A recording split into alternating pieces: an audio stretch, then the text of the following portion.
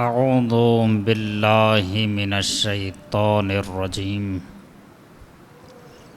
بسم اللہ الرحمن الرحیم الحمد للہ رب العالمین بارئ الخلائق اجمعین باعث الانبیاء والمرسلین والصلاة والسلام والتحیۃ والاکرام علی سیدنا و مولانا ابی القاسم محمد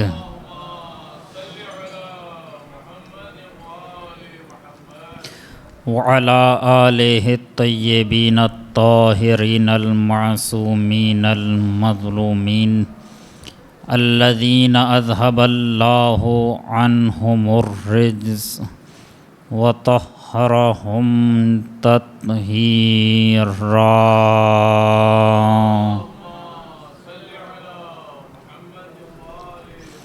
ولا سیما بقیت اللہ ارواحنا لتراب مقدمہ الفداء واللعنۃ الابدیۃ علی اعدائہم اجمعین اما بعد فقد قال اللہ الکریم فی الذکر الحکیم ولا تحسبن الذین قتلوا فی سبیل اللہ امواتا بل احیاء عند ربہم یرزقون صلوات۔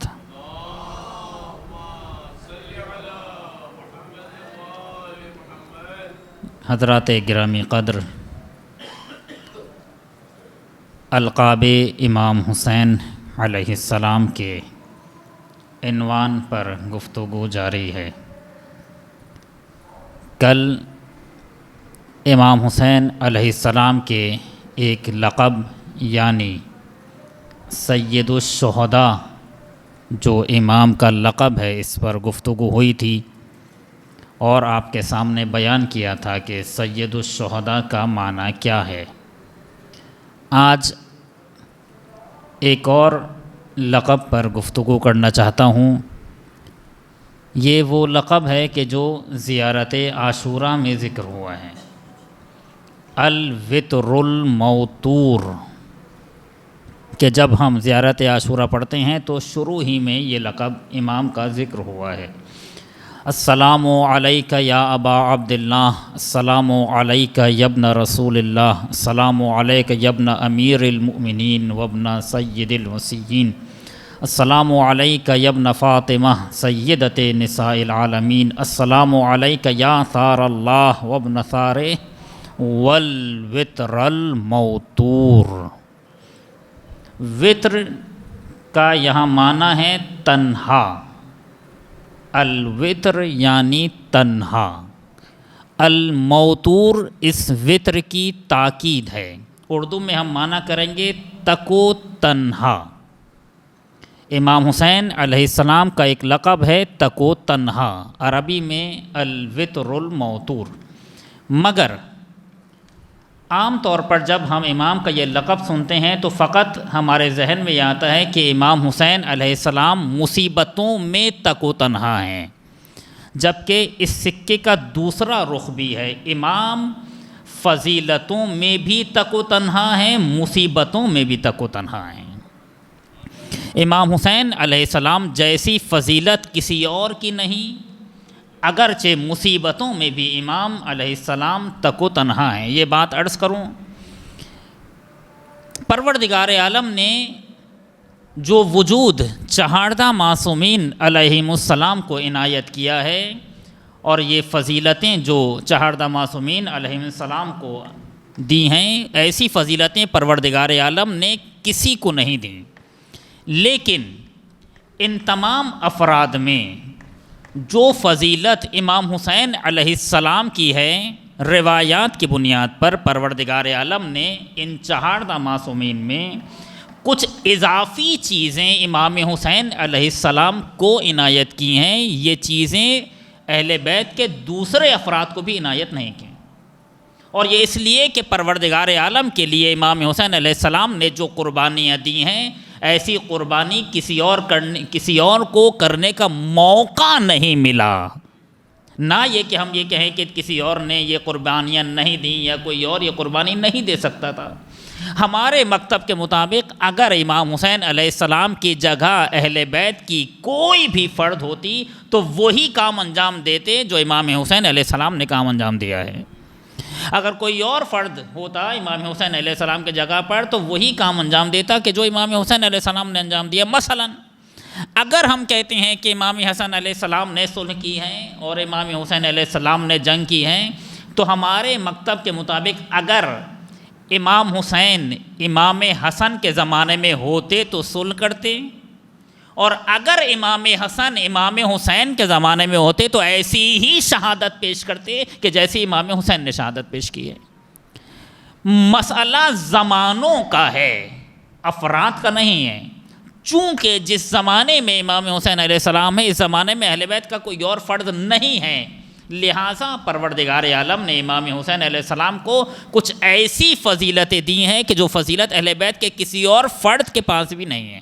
میں آپ کے سامنے بس ایک روایت پڑھ دیتا ہوں، آج مجھے وقت کم ملا ہے، جلدی جلدی جہاں تک دامن وقت میں گنجائش موجود رہی۔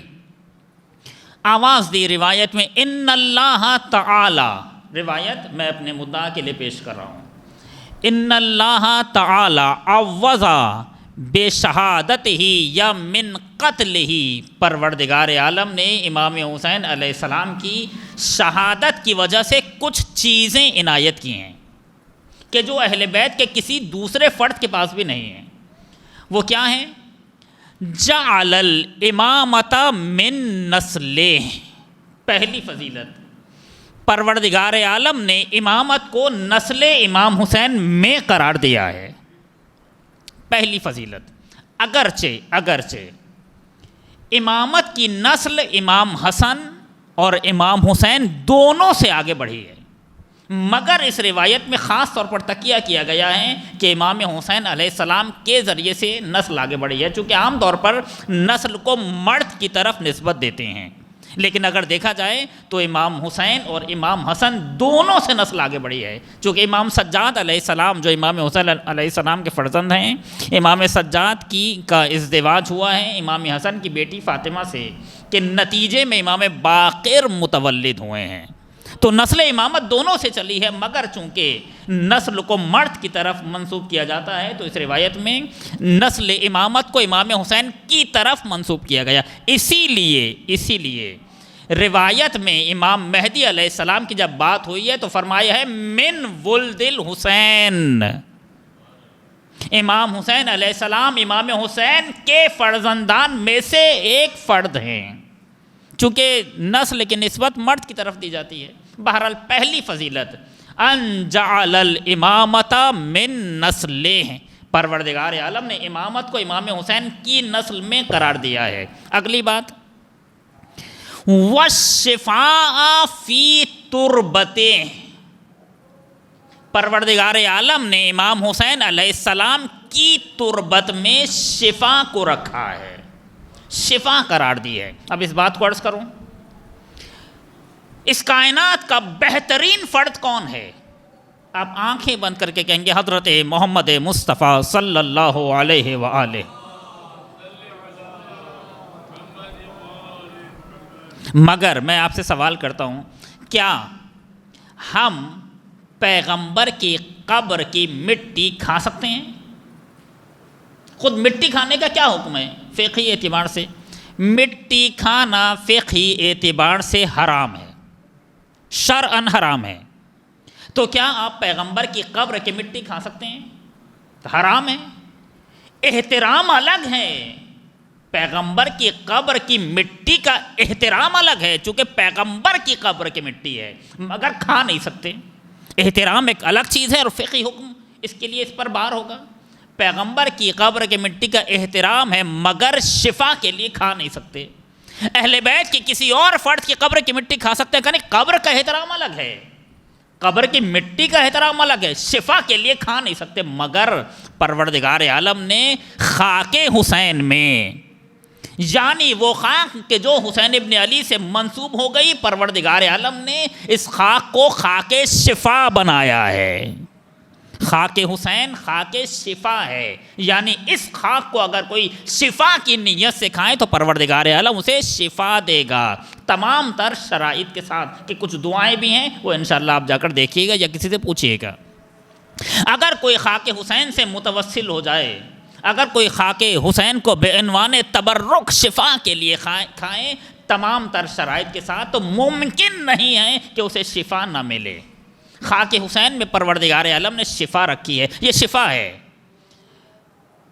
اگر کوئی بچہ پیدا ہو جائے، خاک شفا کے بارے میں سنتے جائیے بس، اگر کوئی بچہ پیدا ہو جائے تو اسے گٹی دی جاتی ہے، گٹی دی جاتی ہے، ہمارے یہاں رواج ہے۔ کس چیز کی گٹی دی جائے گی؟ ہمارے یہاں مختلف چیزیں، مثلا کوئی شہد کی گٹی دے دیتا ہے، کوئی کچھ اور، کوئی کچھ ہے، مگر جو روایات میں آیا ہے وہ یہ کہ جب بچہ پیدا ہو تو اسے خاک شفا کی گٹی دی جائے۔ روایات کے مطابق اگر بچہ پیدا ہو تو چند ذرے خاک شفا کے اس کے منہ میں رکھ دیے جائیں، اور پہلی خوراک بچے کی خاک شفا ہونی چاہیے، جو روایت کہہ رہی ہے یہ خاک شفا ہے۔ اگر کوئی مر جائے تو اس کے منہ میں یا اس کے ساتھ تھوڑی سی خاک شفا رکھ دو، انشاءاللہ بات کے منازل آسان ہو جائیں گے، قبر کے منازل آسان ہو جائیں گے۔ آپ نے دیکھا، یعنی جب آؤ اس دنیا میں تو نام حسین کے ساتھ آؤ، اور جب اس دنیا سے جاؤ تو نام حسین کے ہمراہ جاؤ، تو یہ خاک شفا ہے۔ اگر کوئی تسبیح اپنے ہاتھ میں لے کر اپنی تسبیح کو گھمائے مگر زبان پر کوئی ذکر نہ ہو تو کیا ثواب ملے گا؟ مثلا کسی اور چیز کی تسبیح بنی ہو، پلاسٹک کی تسبیح بنی ہوئی ہے، اگر وہ پلاسٹک کی تسبیح اپنے ہاتھ میں گھماتا رہے، بعض لوگوں کی عادت ہوتی ہے تسبیح گھماتے رہتے ہیں مگر زبان سے ذکر نہیں کہتے، تو کیا ثواب ملے گا؟ کیونکہ کوئی ثواب نہیں ہے، اپنے ہاتھ کو زحمت دے رہے ہیں، کوئی ثواب نہیں ہے۔ کیوں؟ اس لیے کہ ذکر کا ثواب ہے، تسبیح گھمانے کا ثواب نہیں ہے۔ لیکن اگر یہ تسبیح خاک شفا سے بنی ہو اور آپ صرف تسبیح گھماتے رہیں تو کافی ہے، چونکہ یہ خاک خود ذکر خدا کہہ لیتی ہے۔ اب مجھے کہنے دیں، جب کوئی بے جان چیز امام حسین سے منسوب ہو جائے تو اتنی جان آ جاتی ہے کہ ذکر خدا کہہ لیتی ہے، تو اگر کوئی جاندار حسین ابن علی سے منسوب ہو جائے،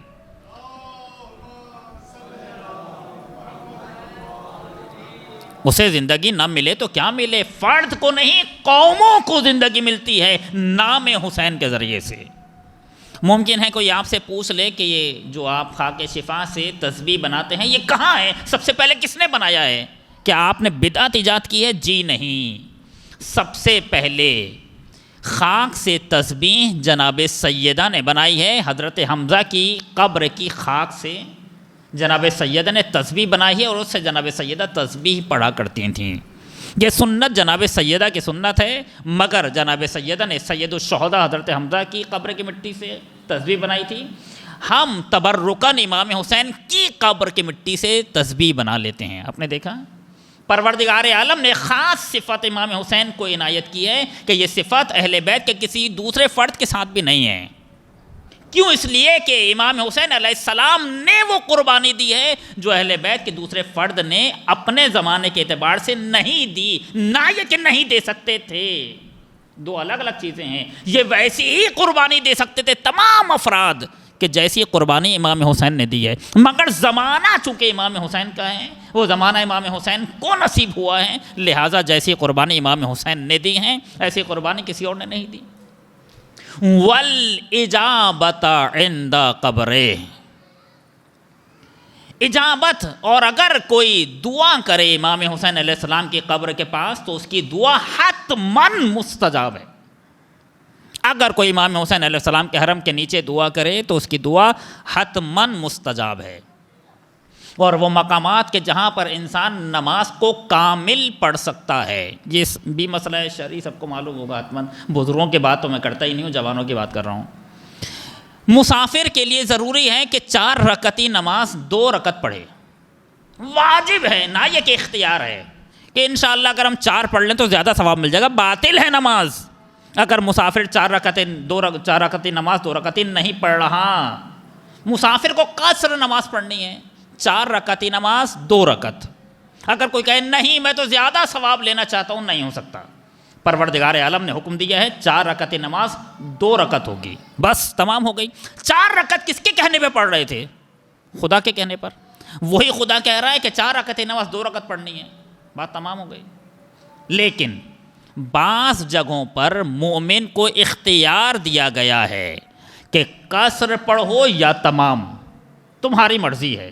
یہ تمام اور کامل نماز پڑھنے کا اختیار کیوں دیا گیا ہے؟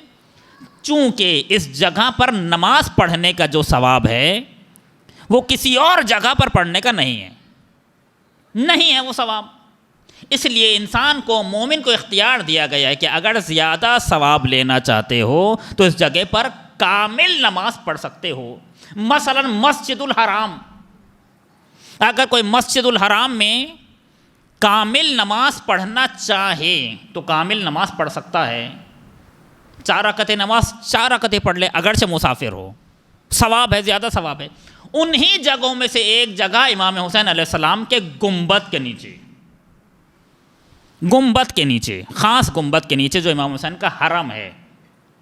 اگر کوئی 4 رکعتی نماز 4 رکعت پڑھنا چاہتا ہے تو پڑھے، چاہے وہ مسافر ہی کیوں نہ ہو. کیوں؟ اس لیے کہ جو ثواب یہاں تمہیں مل رہا ہے وہ ثواب کہیں اور نہیں ملے گا. تو پروردگار عالم نے کچھ چیزیں امام حسین علیہ السلام سے مخصوص کر دی ہیں کہ جو اہل بیت کے کسی اور فرد کے لیے بھی نہیں ہیں. آپ مثلا سامرہ جائیں، اگر مسافر ہوں تو امام عسکری اور امام نقی علیہم السلام کے حرم کے نیچے 4 رکعتی نماز کو جو آپ نے 2 رکعت پڑھنی ہے 4 رکعت نہیں پڑھ سکتے. آپ کے نہیں زیادہ ثواب ہے. نہیں، پروردگار عالم کا حکم ہے 4 رکعت نماز 2 رکعت پڑھنی ہے. مگر اگر امام حسین کے حرم کے نیچے ہوں، گنبد کے نیچے ہوں، جو اصل حرم ہے امام حسین کا، نہ کہ صحن حرم کی بات نہیں ہو رہی، اصل حرم گنبد کے نیچے اگر کوئی نماز پڑھنا چاہے تو نماز پڑھ سکتا ہے. کیوں؟ اس لیے کہ گنبد حسین ابن علی ہے، یہاں پر دعا مستجاب ہے، یہاں پر تمہیں زیادہ ثواب ملے گا. آگے بڑھ جائیے. چوتھی چیز جو روایت میں وارد ہوا ہے، اگر کوئی، اب انشاءاللہ سب جائیں کربلا، اگر کوئی امام حسین علیہ السلام کی زیارت کے لیے جائے تو اس کا آنے جانے کا جو سفر ہے اور اس میں جو وقت لگ رہا ہے، پروردگار اس وقت کے مطابق اس کی عمر مزید بڑھا دے گا. یعنی یہ وقت اس کی عمر میں شمار ہی نہیں ہوگا. مثلا اگر کسی کی عمر 60 سال ہے، اس نے 4 دن امام حسین علیہ السلام کے لیے سفر کیا ہے، زیارت کا سفر کیا ہے یا زیارت میں لگائے ہیں، تو پروردگار 4 دن مزید بڑھا دے گا. چونکہ تم نے اپنی زندگی کا حصہ امام حسین کو دیا ہے، لہذا پروردگار اس حصے کو بڑھا دے گا، پروردگار کم نہیں کرے گا. تو کچھ چیزیں پروردگار عالم نے امام حسین علیہ السلام کو عنایت کی ہیں جو اہل بیت کے دوسرے فرد کے پاس بھی نہیں ہیں. یہی وہ معنی ہے الوتر الموتور، اردو میں کہیں گے تک و تنہا. حسین ابن علی فضیلتوں میں بھی تک و تنہا ہیں، مصیبتوں میں بھی تک و تنہا ہیں. آخری بات کروں، وقت تمام ہو رہا ہے. ایک اور چیز جس میں امام حسین علیہ السلام تک و تنہا ہیں، خاص توجہ چاہتا ہوں کہ اہل بیت کے دوسرے فرد کو بھی یہ فضیلت نہیں ملی خود امام حسین علیہ السلام کی زبانی. نہ یہ کہ وہ اس قابل نہیں تھے، نعوذ باللہ، کسی کے ذہن میں یہ نہ ہے. بات زمانے کی ہو رہی ہے، نہ کہ اہل بیت کے افراد کی. چونکہ امام حسین علیہ السلام ایسے زمانے میں تھے کہ امام حسین نے قربانی دے دی. اور میں شروع میں کہہ چکا ہوں کہ اگر امام حسین کی جگہ کوئی اور امام بھی ہوتے تو وہ بھی ایسی ہی قربانی دیتے جیسی امام حسین نے قربانی دی ہے. اور اگر امام حسین کسی اور امام کی جگہ ہوتے تو جو کام اس امام نے کیا ہے امام حسین وہی کام کرتے جو امام نے کیا ہے. لیکن ایک اور فضیلت کہ جو خود امام حسین علیہ السلام نے بیان کیا ہے اس کی طرف اشارہ کروں اور بات تمام کروں. آواز دی، ما رأیت اصحابی ابرا و اوفا من اصحابی، ما رأیت اصحابا ابرا و اوفا من اصحابی، مجھے ایسے اصحاب ملے ہیں کہ میں نے ایسے اصحاب کسی اور کے لیے نہیں دیکھے۔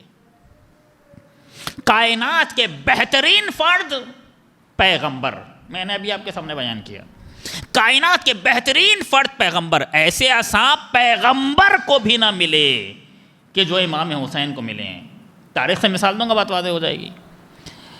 جنگ احد ہے، مجاہدین لڑ رہے ہیں، پیغمبر کھڑے ہوئے ہیں، شیطان نے آواز دی قد قتل محمد، پیغمبر قتل کر دیے گئے۔ بس یہ آواز مسلمانوں کے کانوں میں آنا تھی، اب مسلمانوں میں کہاں روکنا؟ اور پھر جو مسلمانوں نے دوڑ لگائی ہے، کوئی پہاڑ پہ بھاگا، کوئی کہیں بھاگا، کوئی کہیں بھاگا، بعض لوگ تاریخ کے مطابق 3 دن بعد واپس آئے ہیں۔ اتنا آگے بھاگ چکے تھے کہ واپس آتے آتے 3 دن لگے ہیں، جبکہ پیغمبر موجود ہیں۔ امیر المومنین سب کو آواز دے رہے ہیں کہ پیغمبر موجود ہیں، جا کر رہے ہو، اور سب یہ کہتے ہوئے بھاگ رہے تھے کہ جب پیغمبر نہ رہیں تو ہم لڑکے کیا کریں گے؟ کیا کریں گے؟ جب پیغمبر ہی نہیں ہے تو ہم لڑیں کیوں؟ اور سب بھاگ گئے، جبکہ پیغمبر زندہ ہیں، پیغمبر زندہ ہیں، پیغمبر موجود ہیں، مگر رکنے والے نہیں رکے۔ توجہ، ایک وقت ایسا آیا کہ شب عاشور حسین ابن علی نے چراغ بجھا دیا، اس کے بعد راستہ بتایا، اس کے بعد بہانہ دیا اور فرمایا کہ جس کو جانا ہے چلے جاؤ۔ جانے والے نہیں گئے، نائک نہیں گئے، بلکہ یہاں تک کہا کہ اے آقا، اگر ہمیں 1000 بار زندگی دی جائے تو یہ زندگی آپ پر نثار کر دیں گے، 1000 بار یہ زندگی آپ پر نثار کریں گے۔ فرق محسوس کر رہے ہیں؟ وہاں پیغمبر سب کو بلا رہے ہیں، کوئی نہیں آ رہا، یہاں حسین سب کو بھیج رہے ہیں، کوئی نہیں جا رہا۔ یہ فرق ہے دوسروں کے اصحاب میں اور امام حسین کے اصحاب میں۔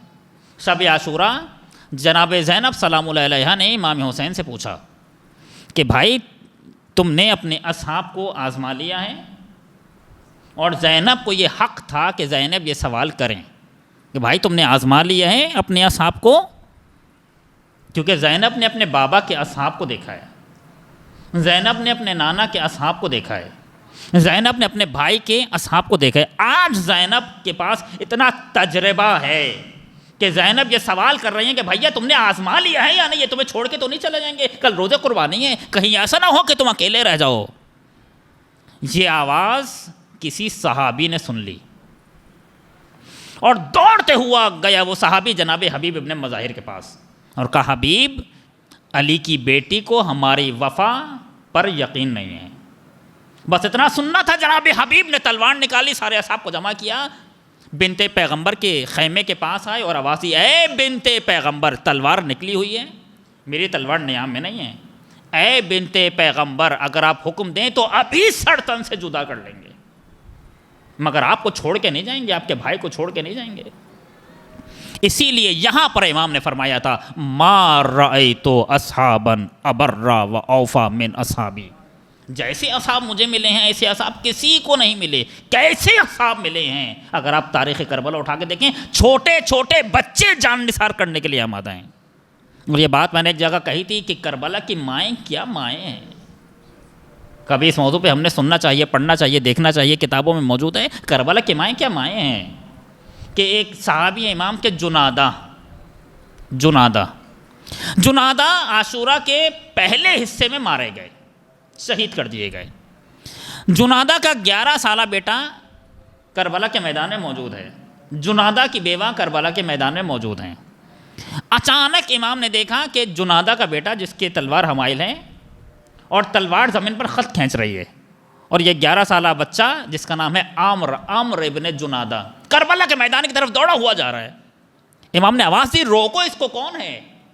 کسی نے بتایا کہ آقا یہ جنادہ کا یتیم ہے۔ آواز دی، روکو، اس کی ماں کے لیے اس کے باپ کا غم کافی ہے، یہ کہاں جا رہا ہے میدان میں؟ اتنا سننا تھا، عامر ابن جنادہ نے آواز دی، آقا مجھے ماں ہی نے بھیجا ہے، مجھے میری ماں نے تلوار حمائل کر کے بھیجا ہے، میں میدان میں جا رہا ہوں آپ کا دفاع کرنے کے لیے۔ ابھی آپس میں باتیں ہو رہی تھیں کہ خیمے سے آواز آئی آقا بیوہ کا ہدیہ ہے رد نہ کیجیے گا۔ جیسے اصحاب امام حسین کو ملے ایسے اصحاب کسی کو نہیں، اور کیسے اصحاب، کیسے، یہ چھوٹے چھوٹے بچوں کی بات ہو رہی ہے۔ آپ کو معلوم ہے کربلا کے میدان میں 15 افراد غلام ہیں، کربلا کے میدان میں 72 میں سے 15 غلام ہیں۔ بس یہ جملہ سن لیجئے، بات تمام کروں، وقت تمام ہو چکا ہے میرے پاس جو دیا گیا ہے۔ 15 افراد غلام ہیں، امیر المومنین کا غلام، امام حسن کا غلام، امام حسین کا غلام، ابو ذر غفاری کا غلام، جناب حر کا غلام، ترک غلام، جناب حمزہ کا غلام، اس طرح سے 15 افراد بنتے ہیں جو غلام ہیں۔ مگر کسی مقام پر آپ نے دیکھا کہ امام نے غلام کو یہ احساس دلایا ہو کہ وہ غلام ہے؟ کسی ایک مقام پر بھی امام نے غلام کو یہ احساس نہیں ہونے دیا کہ وہ غلام ہے۔ یہاں تک کہ کیا مصرع کہا ہے، کیا 2 مصرے سن لیجئے۔ اب مجھے نہیں معلوم کہ اس شعر کا خالق کون ہے، مگر جس نے بھی کہا ہے بڑا پیارا کہا ہے کہ اکبر کا جہاں سر ہے وہاں جون کا سر ہے، شبیر کا زانو ہے مساوات کی دنیا۔ احساس تک نہیں ہونے دیا کہ وہ غلام ہے، اور غلاموں کے ساتھ بھی وہی کیا ہے جو دوسروں کے ساتھ کیا ہے، کیونکہ حسین ابن علی کے نزدیک نہ کوئی آقا ہے نہ غلام، جو صاحب کردار ہے وہ حسین کے قریب ہے۔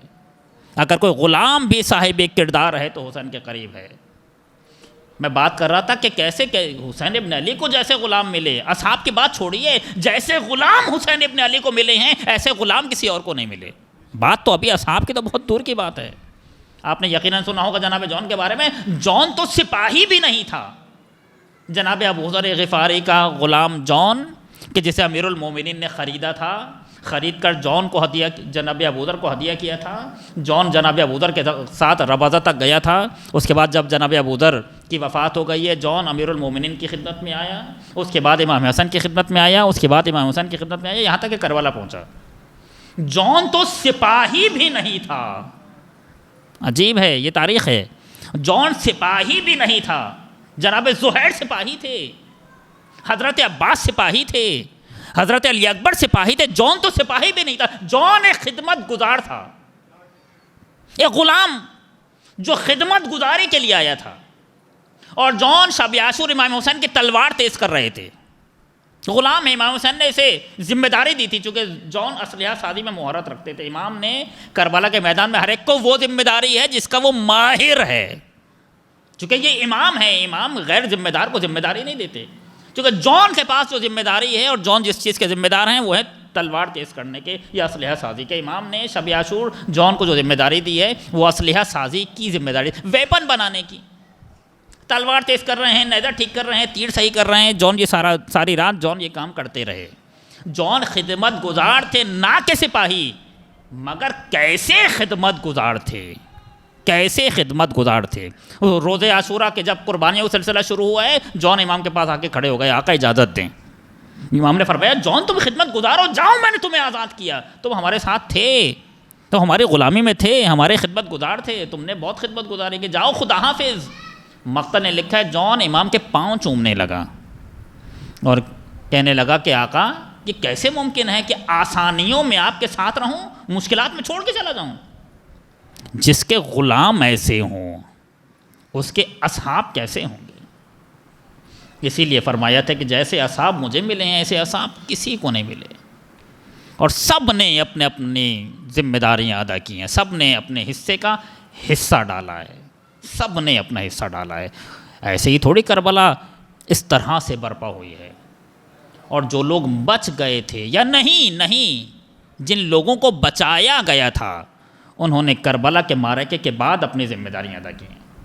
2 افراد ایسے ہیں جو امام حسین علیہ السلام کی شہادت کے بعد کربلا کے میدان میں قتل کیے گئے ہیں، جیسا کہ کچھ افراد امام حسین کی شہادت سے پہلے شہید کیے گئے ہیں کوفہ میں۔ 6 افراد تقریباً کوفہ میں شہید کیے گئے ہیں امام حسین کی شہادت سے پہلے، کربلا آنے سے پہلے، جن میں سے چند ایک کے نام آپ نے سب نے سنے ہوں گے۔ جناب مسلم، ایسا نہیں کہ جناب مسلم کربلا کے شہید نہیں، کربلا کے شہید ہیں جناب مسلم، کربلا کے شہید ہیں۔ جناب ہانی اگرچہ کربلا میں شہید نہیں ہوئے مگر کربلا کے شہید ہیں۔ شاید یہ احتمال رہ جاتا اگر حسین ابن علی اس احتمال کو دور نہ کرتے، جب امام آخری رخصت کے لیے آئے ہیں، جب امام نے کچھ اصحاب کے نام اپنی زبان پر لائے ہیں امام رخصت کے وقت، تمام اصحاب کے نام امام زبان پر نہیں لے کر آئے، اور ایک کلی طور پہ فرمایا ہے یا ابطال الصفا و یا فرسان الحجا، اے میرے شیرو اے جاں بازو کہاں ہو.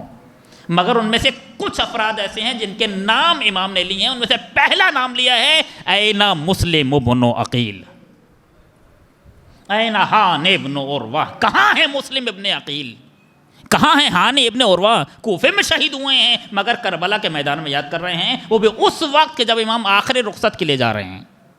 شاید وجہ یہ رہی ہو کہ یہ نہ سمجھنا کہ اگر کوفے میں مارے گئے ہیں تو کربلا کے شہید نہیں ہیں، یہ بھی کربلا کے شہید ہیں اگرچہ کوفے میں مارے گئے ہیں. تو دو افراد امام حسین کی شہادت کے بعد قتل کیے گئے ہیں. اسی طرح سے ایک اور شخص ہے کہ جسے بچایا گیا ہے، بچایا گیا ہے، اور وہ نام ہے عبداللہ ابن عفیف. عبداللہ ابن عفیف. عبداللہ امیر المومنین علیہ السلام کے صحابی ہیں جن کی ایک آنکھ جنگ جمل میں چلی گئی، نظر نہیں آتا تھا، اور ایک آنکھ جنگ صفین میں چلی گئی، دونوں آنکھوں سے نابینا. جب اہل حرم کو ابن زیاد کے دربار میں داخل کیا گیا ہے، اور یہ جملہ بھی کتنا آسان ہو گیا ہمارے لیے سننا کہ دخلت زینب علی ابن زیاد، زینب ابن زیاد کے دربار میں داخل ہو گئیں. کتنا عجیب جملہ ہے. بعض جملے سن سن کر ہم کتنا عادی ہو چکے ہیں. سوچئے کہاں علی کی پاک و پاکیزہ بیٹی اور کہاں شرابی کا دربار.